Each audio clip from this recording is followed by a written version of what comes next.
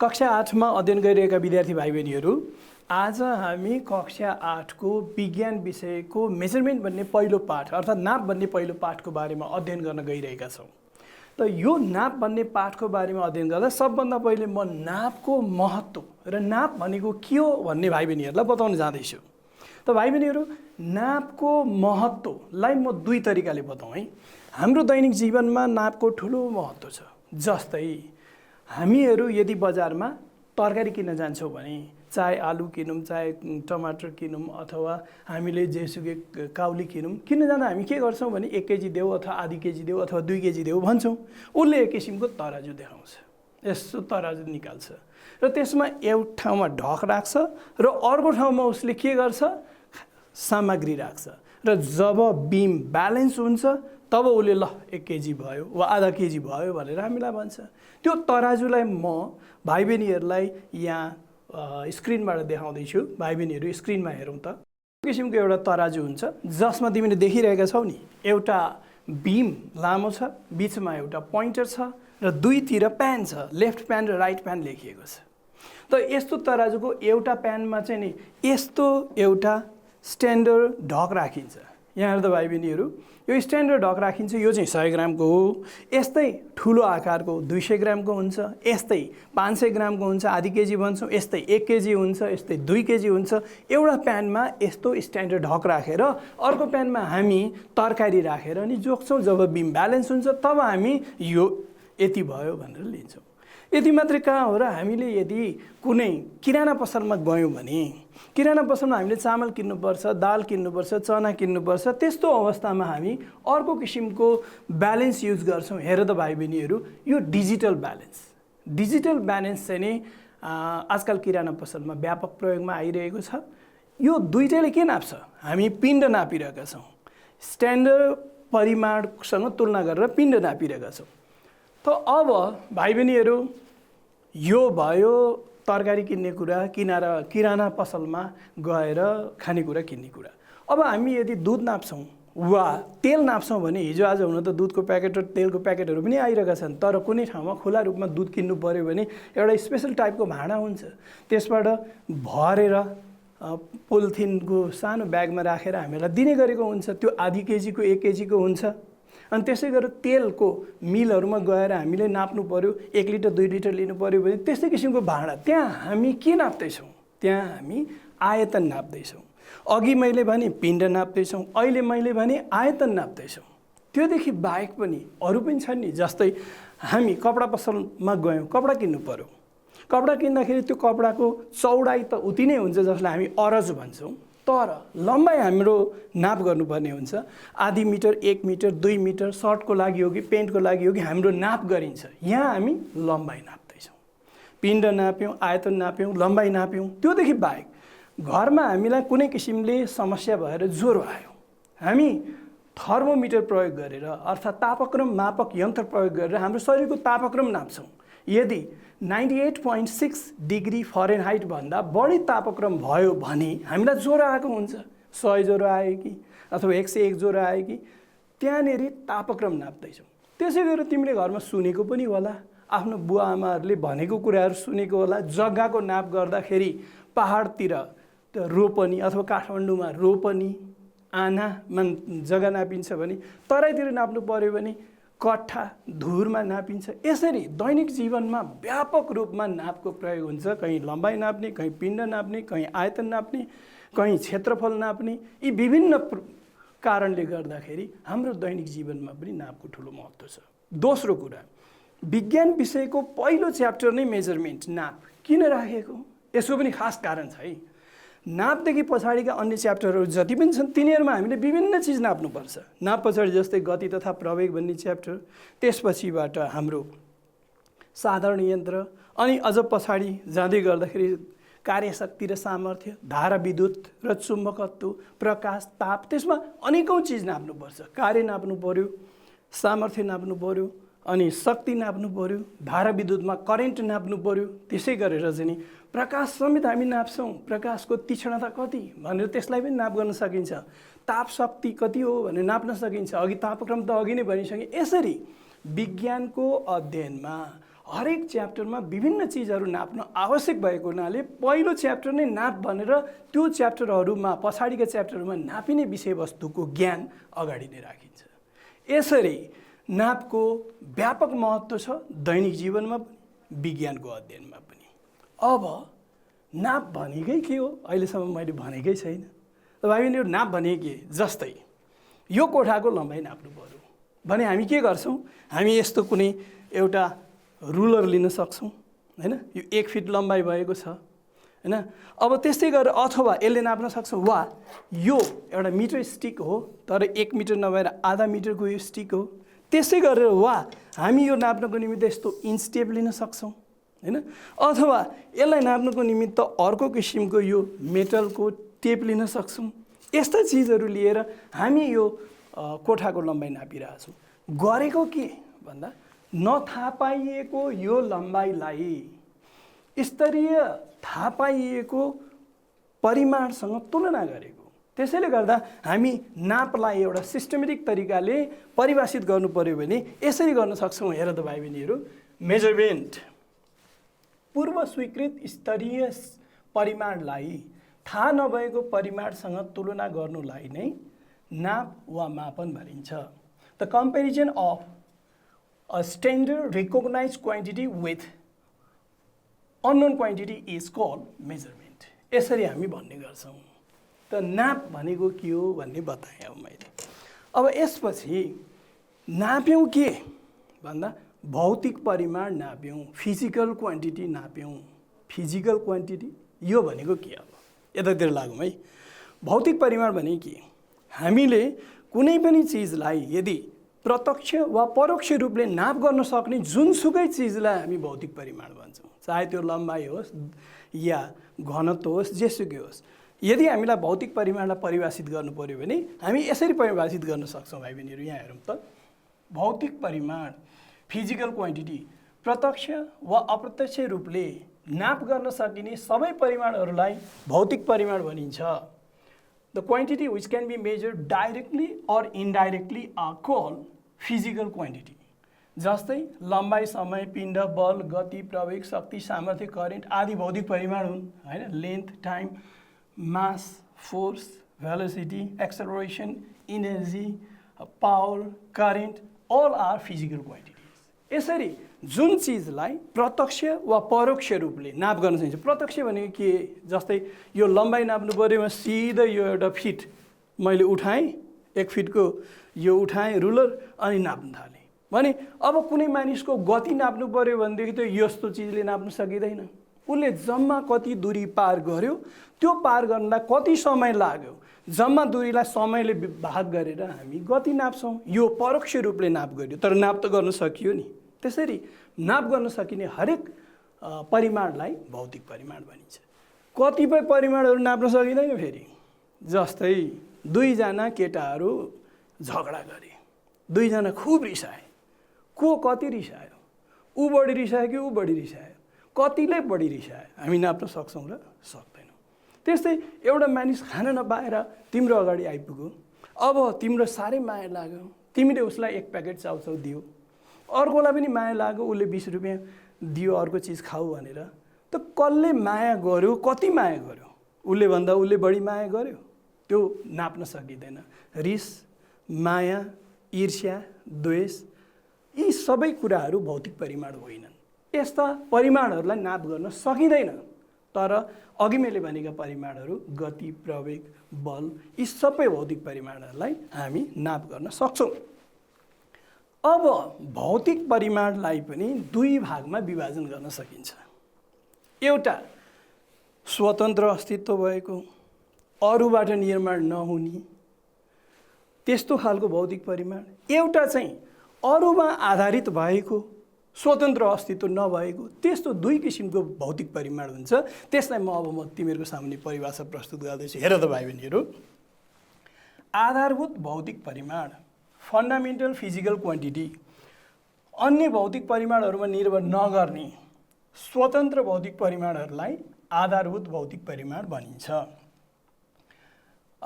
Physical quantities which doesn't depend on other quantity, they are free, are called fundamental physical quantity जस्तै पिण्ड, लम्बाइ, समय आदि आधारभूत भौतिक परिमाणहरू हुन्। पिण्ड लम्बाइबाट निकाल्न सकिँदैन, पिण्ड गतिबाट पनि निकाल्न सकिँदैन, यो अरूमा निर्भरै गर्दैन, लम्बाइ पनि अरूमा निर्भर गर्दैन, यिनीहरू आधारभूत भौतिक परिमाण हुन्। भने तत्जन्य भौतिक परिमाण दुई किसिमका। तत्जन्यमा के डिराइभ्ड फिजिकल क्वान्टिटी, अन्य भौतिक परिमाणहरूमा निर्भर गर्ने भौतिक परिमाणहरूलाई तत्जन्य भौतिक परिमाण भनिन्छ। Physical quantities which depend on other physical quantity are called derived physical quantity. For example क्षेत्रफल, सामर्थ्य, शक्ति आदि तत्जन्य भौतिक परिमाण हुन्। For example area, power, energy etcetera are derived physical quantity. यसरी हामीले अहिलेसम्म के भने मैले भन्दा नाप भनेको के हो, नाप कसरी गर्ने अनि नाप कति प्रकारका हुन्छन् भन्ने सिद्ध्यायौँ। अब मैले कुनै चिज नापेपछि लेख्नु पर्यो नि, अभिव्यक्त गर्नु परेन। यो कोठाको लम्बाइ कति भन्दा 15 भन्यो भने त यो त बौलाएछ भन्छ नि त, होइन? 15 त 15 के 15 फिट भन्नु पर्यो कि त। भनेपछि अङ्क र पछाडि एकाइ जोडेपछि अनि नापलाई पूर्ण रूपले हामी एक्सप्रेस गर्न सक्छौँ। जस्तै मेरो शरीरको तापक्रम नापेर कसैले भने यसको शरीरको तापक्रम 100 भनेको के degree Celsius, degree Fahrenheit, degree Celsius त हुनै सक्दैन, पानीको उम्लिने तापक्रम हो। यसरी कुनै चिज पनि नाप गरिसकेपछि त्यसलाई अङ्क र साथमा एकाइ राखेर प्रस्तुत गरिन्छ अनि नाप चाहिँ कम्प्लिटली रिप्रेजेन्ट गरियो। त भने अब एकाइ भनेको के हो त्यतातिर हामी लाग्दैछौँ। चार्टमा हेरौँ, एकाइ युनिट थाहा नभएको कुनै भौतिक परिमाणलाई नाप्नको लागि प्रयोग गरिने पूर्व स्वीकृत स्ट्यान्डर्ड परिमाणलाई एकाइ भनिन्छ। The standard recognised quantity which are used to measure unknown quantities is called unit. अनि अब यो एकाइको एक्जाम्पल दिनु भन्यो भने हामीले के भन्न सक्छौँ भने जस्तै मिटर एउटा एकाइ हो, किलोग्राम अर्को एकाइ, सेकेन्ड, मिटर प्रति सेकेन्ड, न्युटन आदि यी विभिन्न भौतिक परिमाणहरूका एकाइहरू हुन्। यसरी हामी एकाइलाई परिभाषित गर्न सक्छौँ। अब भौतिक परिमाणलाई अघि मैले दुई किसिमको भने नि, आधारभूत भौतिक परिमाण र तत्जन्य भौतिक परिमाण भने नि, त्यसै गरेर एकाइ पनि दुई किसिमको हुन्छ, आधारभूत एकाइ र तत्जन्य एकाइ अर्थात् आधारित एकाइ। त आधारभूत एकाइ भनेको के? यता हेरौँ त भाइ बहिनीहरू। आधारभूत एकाइ फन्डामेन्टल युनिट अन्य एकाइहरूमा निर्भर नहुने तर अन्य एकाइहरूको निर्माणमा प्रयोग हुने स्वतन्त्र एकाइहरूलाई आधारभूत एकाइ भनिन्छ। Fundamental units are independent of any other units but other units can be made by using fundamental unit. अब यसको एक्जाम्पल अहिले म बताइहाल्छु तिमीहरूलाई। तत्जन्य एकाइ भनेको चाहिँ के भन्दा आधारभूत एकाइहरूको प्रयोगद्वारा बनेको वा आधारभूत एकाइहरूको मद्दतले व्यक्त गरिने एकाइहरूलाई तत्जन्य एकाइ भनिन्छ। भन्नुको मतलब the units which are made by using fundamental units or a unit which is express in terms of fundamental unit is called derived unit. यसरी हामी फन्डामेन्टल युनिट र डिराइभ्ड युनिट भनेर युनिटलाई दुई किसिमको, एकाइलाई दुई किसिम भन्छौँ। जस्तै भन्नु, अब उदाहरण दिउँ है। लम्बाइलाई हामी अरू कुनै एकाइबाट निर्माण गर्न सक्दैनौँ, त्यो आधारभूत एकाइ हो। तर कुनै चिजको गति जस्तै 5 मिटर प्रति सेकेन्ड छ भन्यो कसैले भने यो गतिको एकाइ मिटर प्रति सेकेन्ड त लम्बाइको एकाइ मिटर र समयको एकाइ सेकेन्ड मिलेर बन्यो नि त मिटर प्रति सेकेन्ड। यो तत्जन्य एकाइ हो।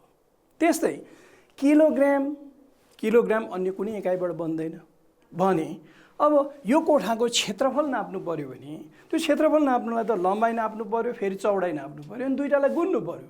भनेपछि यो क्षेत्रफलको एकाइ मिटर स्क्वायर, लम्बाइको एकाइ दुई पटक प्रयोग गरेर बनाइएको छ, यो तत्जन्य एकाइ हो। यसरी हामी आधारभूत एकाइ र तत्जन्य एकाइको खास भिन्नता महसुस गर्न सक्छौँ। आधारभूत एकाइ स्वतन्त्र हुन्छ, यसलाई अन्य एकाइहरूमा टुक्र्याउन सकिँदैन र यसलाई अन्य एकाइबाट बनाउनु पनि सकिँदैन। तीनटा कुरा बताएँ। तत्जन्य एकाइहरू स्वतन्त्र हुँदैनन्, यसलाई अन्य एकाइहरूबाट बनाइन्छ, आधारभूत एकाइहरूबाट बनाइन्छ, बनाउनु पर्ने हुन्छ। भने यसलाई आधारभूत एकाइहरूमा टुक्र्याएर हेर्न पनि सकिन्छ। यही हो खास यिनीहरू बिचको भिन्नता। यसको भिन्नता म फेरि पछि पनि भाइ बहिनीहरूलाई बताउँछु। तर यसभन्दा अगाडि हामी चाहिँ एकाइहरू चाहिँ एसआई सिस्टम अनुसारको एकाइ प्रयोग गर्ने भएको हुनाले पहिले एसआई सिस्टम भनेको के हो र एसआई एकाइ भनेका के हुन् भन्ने बुझिसकेर फेरि हामी आधारभूत र तत्जन्य एकाइमा फर्किँदैछौँ। एसआई प्रणाली, एसआई सिस्टम विश्वभरि नै नापमा एकरूपता ल्याउनको लागि सन् 1960 फ्रान्समा भएको वैज्ञानिकहरूको अन्तर्राष्ट्रिय सम्मेलनद्वारा स्थापित नापको अन्तर्राष्ट्रिय प्रणालीलाई एसआई प्रणाली भनिन्छ। It is a system of measurement established in 1960 by the International Convention of Scientists held in France. SI प्रणालीमा याद गर्नुपर्ने 1960 फ्रान्समा वैज्ञानिकहरूको अन्तर्राष्ट्रिय सम्मेलनबाट स्थापित इन्टरनेसनल सिस्टम अफ मेजरमेन्ट। अब यो एसआई सिस्टमले निर्धारण गरेको एसआई एकाइहरू छन्। त्यो एसआई एकाइ भनेको चाहिँ के, यसलाई यसरी परिभाषित गर्न सकिन्छ। हेर त भाइ बहिनीहरू, एसआई एकाइ, एसआई युनिट सन् 1960 फ्रान्समा भएको वैज्ञानिकहरूको अन्तर्राष्ट्रिय सम्मेलनद्वारा स्वीकृत भई स्थापित भएका नापका एकाइहरूलाई एसआई एकाइ भनिन्छ। SI units are the units which are established in 1960 by the International Convention of Scientists held in France. They are used all over the world to bring uniformity in the system of measurement. यसरी हामी SI सिस्टमलाई र SI युनिटलाई परिभाषित गर्न सक्छौँ। मैले यहाँनिर SI system र SI युनिटलाई किन यत्रो फोकस गरिरहेको छु त भन्दा वास्तवमा हामीले 8, 9, 10 सबै कक्षाहरूमा एसआई सिस्टम नै प्रयोग गरिरहेका छौँ। अब यो जस्तै भनौँ हाम्रो देशमा अहिले किलोग्राम हामी युज गरिरहेछौँ, तर अमेरिकामा किलोग्राम युज हुँदैन। भाइ बहिनीहरू त्यहाँ अचम्म छ नि त, अर्कै सिस्टम युज भइरहेको छ। जस्तै तिम्रो तौल कति भन्यो भनेदेखि अमेरिकामा कसैले भन्न सक्छ 120 पाउन्ड भन्छ। पाउन्ड हामीलाई अप्ठ्यारो लाग्न सक्छ। र त्यस्तै हामी आज किलोग्राम युज गर्दैछौँ। हाम्रो बाजेको पालामा यहाँ त किलोग्राम युज हुँदैन थियो। त्यतिखेर सेर भनिन्थ्यो। 2.5 सेरको 2.5 सेरको 1 धार्नी हुन्थ्यो। 40 सेरको 1 मन हुन्थ्यो। अर्कै किसिमको पिण्डको परिमाणहरू चाहिँ नि पिण्डको स्ट्यान्डर्ड एकाइहरू अर्कै किसिमका थिए। त यसरी कुनै अर्को देशमा अर्कै किसिम, कुनै अर्को देशमा अर्कै किसिम, कहीँ फिट युज हुन्छ, कहीँ मिटर युज हुन्छ। यसरी संसारभरि हरेक ठाउँमा फरक फरक एकाइहरू युज हुन थाल्यो भने एउटा देशका मान्छे अर्को देशको मान्छेहरूलाई यो तौल बताउँदा, पिण्ड बताउँदा, लम्बाइ बताउँदा त एक्लै अर्कोलाई नबुझ्ने भयो नि त, र वैज्ञानिक अध्ययनमा पनि नबुझिने भयो नि त। त्यसैले गर्दा संसारभरि वैज्ञानिक अध्ययनमा चाहिँ एकरूपता आओस् भन्ने उद्देश्यहरूले वैज्ञानिकहरूले यो एसआई सिस्टमलाई स्थापित गरेका हुन्। र एसआई सिस्टम अनुसार अब म तिमीहरूलाई के बताउँदैछु भने आधारभूत एकाइहरू कतिवटा छन्। अघिदेखि हामी आधारभूत एकाइ भन्दैछौँ नि। पहिले 3वटा आधारभूत एकाइ हुन्थे, लम्बाइको एकाइ, पिण्डको एकाइ र समयको एकाइ। अहिले त्यो 3वटामा अरू 4वटा थपिएर जम्मा 7वटा आधारभूत एकाइहरू स्थापित गरिएका छन्। र ती 7वटा आधारभूत एकाइहरू एक एक गरेर हामीले याद गर्नुपर्छ, त्यसको सङ्केत समेत याद गर्नुपर्छ। त्यसलाई बुझाउनको निमित्त म टेबल प्रयोग गर्दैछु। हेर त भाइ बहिनीहरू, भौतिक परिमाणहरू कुन भौतिक परिमाणको आधारभूत एकाइ के हो यहाँ लेखिएको छ र यसको सङ्केत यहाँ लेखिएको छ। लम्बाइ लेन्थ मिटरमा नाप्ने, पिण्ड मास यो भौतिक परिमाणलाई किलोग्राममा नाप्ने, र समयलाई सेकेन्डमा नाप्ने, तापक्रमलाई क्याल्भिनमा हामी नझुक्यौँ, यहाँ डिग्री सेल्सियसमा होइन। एसआई सिस्टम अनुसार तापक्रम क्याल्भिनमा नाप्ने, प्रकाशको तीव्रता अर्थात् ल्युमिनस इन्टेन्सिटीलाई क्यान्डेलामा नाप्ने, धारा विद्युतलाई एम्पियरमा नाप्ने, पदार्थको परिमाण एमाउन्ट अफ सब्सटेन्सलाई मोलमा नाप्ने। यिनीहरूको सङ्केत यहाँ दिइएको छ। सङ्केतमा पनि एउटा कुरो ध्यान दिन के सकिन्छ भने कुनै पनि एकाइ कुनै व्यक्तिको नामबाट त्यसको सङ्केत राखिएको छ भने त्यसलाई क्यापिटल लेटर राखिन्छ। जस्तै केल्भिन भन्ने साइन्टिस्टको नामबाट तापक्रमको एकाइको सङ्केत क्यापिटल के हो। त्यसै गरेर एम्पियर भन्ने साइन्टिस्टको नामबाट उसको एम्पियरको चाहिँ नि करेन्टको एकाइ एम्पियरको क्यापिटल ए लेखिन्छ। तर यो मिटर, किलोग्राम, सेकेन्ड भनेको त कुनै व्यक्तिको नाम होइन, त्यसैले यिनीहरूलाई स्मल लेटरले लेखिन्छ। तर व्यक्तिको नामबाट लेखिएका एकाइहरूको इनिसियल लेटर, सुरुको लेटर के हुन्छ? क्यापिटल राखिन्छ। यति मैले आधारभूत एकाइको विषयमा बताइसकेपछि अब म भाइ बहिनीहरूलाई तत्त्वजन्य एकाइको केही उदाहरणहरू दिन गइरहेको छु। त भाइ बहिनीहरू यहाँ हेरौँ त बोर्डमा, म केही तत्त्वजन्य एकाइहरू लेख्दैछु। आधारभूत एकाइ 7वटा छन्। यिनै 7वटा आधारभूत एकाइहरू प्रयोग गरेर विभिन्न 50औँवटा तत्त्वजन्य एकाइहरू बनाइन्छ। जस्तै क्षेत्रफल भन्ने भौतिक परिमाण, क्षेत्रफल भन्ने भौतिक परिमाणको एकाइ के हो भन्दा वर्ग मिटर। अब यो वर्ग मिटरको सङ्केत के हो? Metre square. यो भौतिक परिमाण मैले छोटकरीमा बुझाउनको लागि मात्र लेखेँ। अनि यसको यो एकाइ भयो।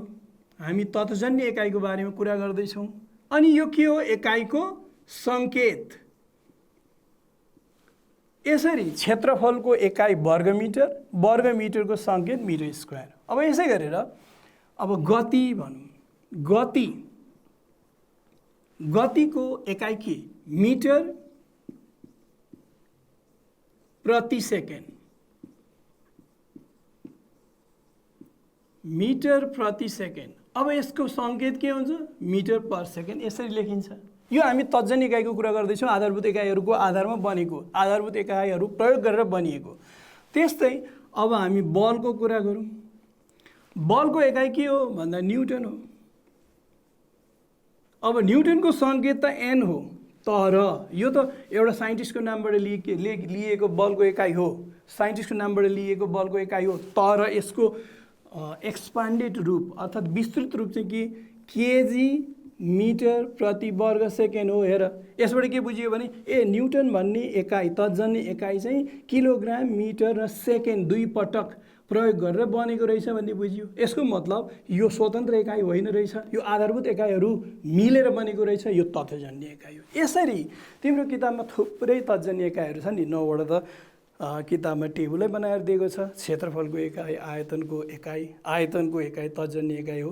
त्यसै गरेर घनत्वको एकाइ, त्यसै गरेर गतिको, प्रवेगको, बलको, कार्य, शक्ति, सामर्थ्य आदिको एकाइहरू चाहिँ तत्त्वजन्य एकाइहरू हुन्। अब अन्तमा म यो आधारभूत एकाइ र तत्त्वजन्य एकाइको फरक बताउँदै यसलाई, यो आधारभूत एकाइ र तत्त्वजन्य एकाइलाई समाप्त गर्दैछु। हेरौँ है भाइ बहिनीहरू।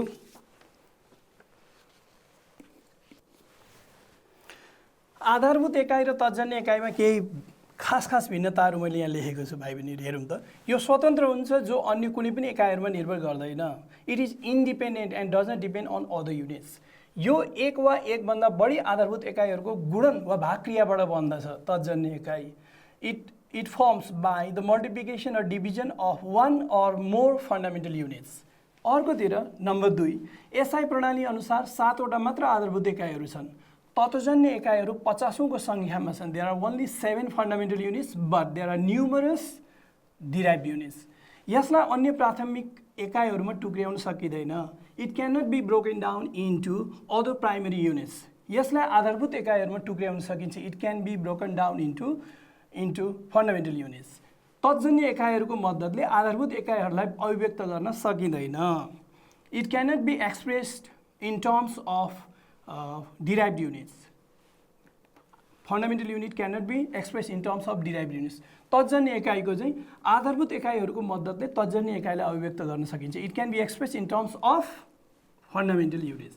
लम्बाइ, पिण्ड, समय, तापक्रम, विद्युतधारा, पदार्थको मात्रा, प्रकाशको तीव्रताका एकाइहरू आधारभूत एकाइहरू हुन्।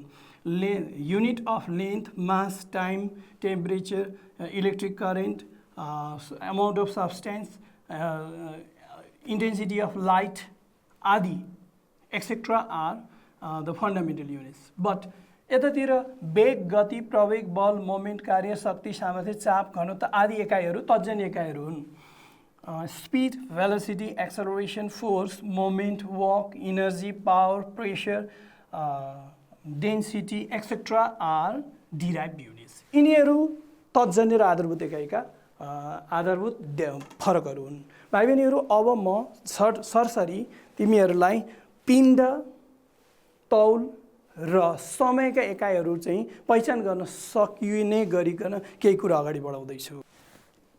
हेर त भाइ बहिनीहरू, म पिण्डबारे केही बताउँदैछु, तर त्योभन्दा पहिले अलिकति म बालुवाको प्रयोग गरेर तिमीहरूलाई देखाउँदैछु। हेर त, यहाँ मैले अलिकति बालुवा राखेँ, यति बालुवा राखेँ।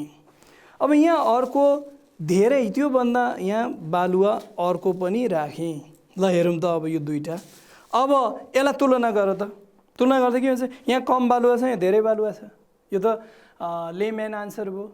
सामान्य नपढेको मान्छेले पनि यही भन्छ। के भन्छ, यहाँ थोरै बालुवा छ, यहाँ धेरै बालुवा छ। तर यहाँ बालुवाको मात्रा कम छ, यहाँ मात्रा बढी छ।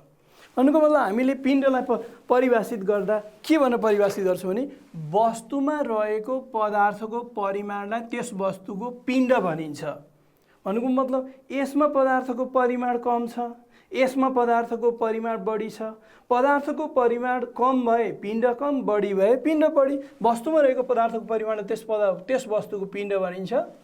Quantity of matter content in a body is called mass of that body. यसको एसआई एकाइ किलोग्राम हो। हामीले एसआई सिस्टम अनुसार किलोग्राममा नाप्छौँ। तर सधैँ 1 किलो, अब किलोग्राममा सधैँ नापिँदैन, तैपनि हामीहरूले 1 किलोग्राम भनेको के हो भनेर पहिले बुझौँ, अनि त्यसपछि योभन्दा साना एकाइ ठुला एकाइको विषयमा पनि अगाडि बढ्छौँ। 1 किलोग्राम भनेको कति? फ्रान्सको पेरिस नजिकै सेब्र भन्ने स्थानमा अवस्थित अन्तर्राष्ट्रिय नापतोल विभागमा 0 डिग्री सेल्सियसको तापक्रममा राखिएको प्लाटिनम इरिडियम धातुहरूबाट धातुहरूको मिश्रण बनेको मिश्रित धातुको बेलनाकार पिण्डलाई 1 किलोग्राम पिण्ड भनिन्छ। 1 kilogram is a mass of cylindrical piece of platinum iridium alloy kept in Sèvres near Paris in the International Bureau of Weights and Measures at 0 degree Celsius. भनेपछि त्यहाँ राखिएको दुईटा धातुको मिश्रित एउटा बेलना आकारको पिण्डलाई हामीले 1 किलोग्राम मानेका छौँ भने त्यसैको आधारमा त्यसैको डुप्लिकेट वा त्यसैको प्रोटोटाइप संसारभरि बाँडिएको छ, त्यसलाई हामी 1 केजी भन्छौँ। तर अब हामीले नाप गर्दा सधैँ ठिक्क 1 केजी त नाप गर्दैनौँ। कहिले हामी 1 केजी भन्दा बढी नाप गर्छौँ, कहिले कम नाप गर्छौँ। 1 केजी भन्दा धेरै सानो नाप गर्नु पर्यो भने, जस्तै म भाइ बहिनीहरूलाई यहाँ वेट बक्स देखाउँदैछु। त यो वेट बक्समा हेर त, यो वेट बक्स हामी प्रयोगशालामा प्रयोग गर्छौँ। यो वेट बक्स प्रयोग गरेर हामी चाहिँ यो 200 ग्राम, 100 ग्राम, 50 ग्राम, यहाँ मैले धागो बाँधेको चाहिँ झुन्ड्याउनुको लागि धागो बाँधेको हो, यस्ता पिण्डहरू हामी प्रयोग गर्छौँ। र यस्तो पिण्डहरू प्रयोग गरेर हामीले के अरे अननोन मासलाई नाप्ने गर्दछौँ। अब यो अझै सानो रूपमा पनि हुन्छ, मसिनो पाप्रा जस्तै, धातुको पाप्रा जस्तै पनि हुन्छ, जसमा 1000 मिलिग्राम बराबर 1 ग्राम हुन्छ भने 1000 ग्राम बराबर बल्ल चाहिँ नि 1 किलोग्राम हुन्छ। अनि 100 किलोग्राम बराबर 1 क्विन्टल हुन्छ भने 10 क्विन्टल बराबर 1 टन हुन्छ। यसरी सानोभन्दा सानो नाप र क्रमशः ठुलो हुँदै गएको अवस्थाको नाप हामीले नाप्नुपर्ने अवस्था आउँछ। यसलाई मेट्रिक सिस्टम पनि भनिन्छ। अब यो पिण्डको कुरालाई यहाँ छोडौँ, अब तौलको कुरा गरौँ। त भाइ बहिनीहरू, तौल भनेको के? कुनै पनि वस्तुको तौल भनेको पृथ्वीले कुनै वस्तुलाई आफ्नो केन्द्रतिर तान्न लगाउने बल नै त्यो वस्तुको तौल हो। मलाई जति बलले तान्छ त्यो मेरो तौल। अनि यो मार्कर पेनलाई जति बलले तान्छ यो मार्करको तौल, यसको तौल कम छ, मेरो तौल बढी छ, मलाई धेर बलले तान्छ, यसलाई कम बलले तान्छ। त यसरी हामी यसरी परिभाषित गर्छौँ, वस्तुलाई पृथ्वीले आफ्नो केन्द्रतिर तान्न लगाउने बललाई त्यस वस्तुको तौल भनिन्छ। The force with which earth attracts a body towards its centre is the weight of that body. अथवा यसलाई हामी मेजरमेन्टको हिसाबले पनि डिफाइन गर्न सक्छौँ, नापको हिसाबले पनि गर्न सक्छौँ। वस्तुको पिण्ड र गुरुत्व प्रवेगको गुणनफल नै त्यस वस्तुको तौल हो। वस्तुको पिण्ड, the product of mass and acceleration due to gravity is weight of the body. यसरी पनि हामी लिन सक्छौँ र यसको सूत्र W=mg हुन्छ। नाप गर्ने हिसाबले यो सूत्र प्रयोग गरेर हामी कुनै वस्तुको पिण्ड थाहा छ भने त्यसको हामी तौल नाप्न सक्छौँ। जस्तै भनौँ W = mg प्रयोग गरेर कुनै वस्तुको पिण्ड 2 केजी छ। गुरुत्व प्रवेगको सरदर मान 9.8 मिटर पर सेकेन्ड स्क्वायर हुन्छ। अब यो बराबर 19.6 KG metre per second square भनेको त न्युटन हो, अघि मैले भनिसकेँ। भनेपछि 2 केजी पिण्ड भएको वस्तुको तौल कति हुन्छ? 19.6 न्युटन हुन्छ। यसरी हामीले तौल नाप्न सक्छौँ। तौल नाप्नको लागि हामी यस्तो साधन प्रयोग गर्छौँ जसलाई हामी स्प्रिङ ब्यालेन्स भन्छौँ। कुनै वस्तुको तौल नाप्नु पर्यो भने स्प्रिङ ब्यालेन्स हामी प्रयोग गर्न सक्छौँ। जस्तै मैले एउटा कुनै चिज यसको तौल नाप्नु पर्यो, स्ट्यान्डर्ड पिण्ड हो, यसको तौल नाप्नु पर्यो, यसलाई पृथ्वीले कति बलले तान्छ त्यति नै यसको तौल हो। अब यसलाई यहाँ तौल कति छ भनेर यसले देखाइरहेको छ। हेर त भाइ बहिनीहरू 0.2 न्युटन भनेर देखाइरहेछ। यसलाई पृथ्वीले जति बलले तान्यो त्यति बलले स्प्रिङ ब्यालेन्सले रियाक्सन फोर्स प्रतिक्रिया बल लगाएर यसलाई रोक्छ। र कति प्रतिक्रिया बल लगाएर रोक्यो भन्दा यहाँ एकातिर न्युटनमा दिएको छ भने अर्कोतिर चाहिँ त्यो वस्तुको पिण्ड समेत पनि देखाइएको छ 0.2 न्युटन। यसरी पृथ्वीले यो वस्तुलाई कति बलले तान्छ भन्ने कुरो यसले नाप्यो। यसरी स्प्रिङ ब्यालेन्सको मद्दतले हामी वस्तुको तौललाई नाप्न सक्छौँ। त भाइ बहिनीहरू, अब म अन्त्यमा समयको कुरा गर्दैछु। समय, हामी अब क्लासको अन्त्यमा पुगेका छौँ। समय भनेको के हो भनेर प्रश्न आयो भने हामी यसलाई यसरी परिभाषित गर्न सक्छौँ। हेर त, दुईवटा उस्तै घटना वा प्रतिक्रियाहरू बीचको अवधिलाई समय भनिन्छ। यसको एसआई एकाइ सेकेन्ड हो। मतलब the duration of two similar events. Duration of two similar events भनेको जस्तै भनौँ न, आज दिउँसो ठिक 12 बजीतिर मेरो टाउको माथि ठिक्क चाहिँ सूर्य छ।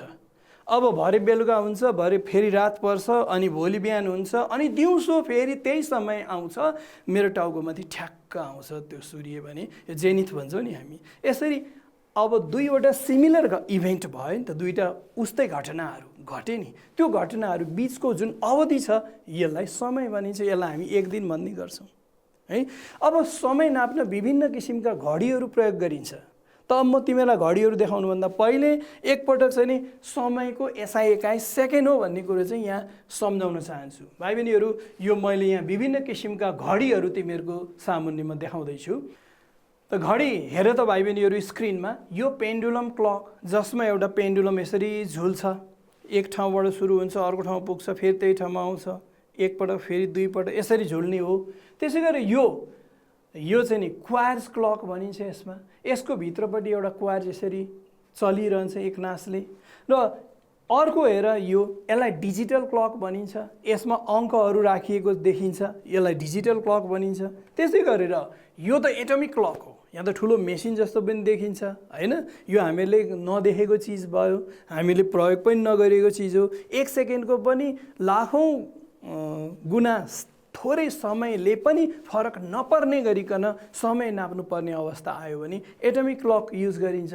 यसरी हामीहरू विभिन्न किसिमका घडीहरू प्रयोग गर्ने गर्दछौँ। त भाइ बहिनीहरू, आजको कक्षामा मैले मूलभूत रूपमा आधारभूत एकाइ के हो र तर्जनी एकाइ के हो र यिनीहरू बीच के भिन्नता छ भनेर बताएँ। अब विद्यार्थीहरू यसबारे परिभाषित गर्न सक्षम भए जस्तो मलाई लागेको छ। त्यसै गरेर समयको एकाइ, पिण्डको एकाइ र तौलको एकाइलाई पहिचान गर्न पनि विद्यार्थीहरू सक्षम भएको हुनुपर्दछ भन्ने आशा गर्दै आजको कक्षालाई म यहीँ अन्त्य गर्दैछु। धन्यवाद।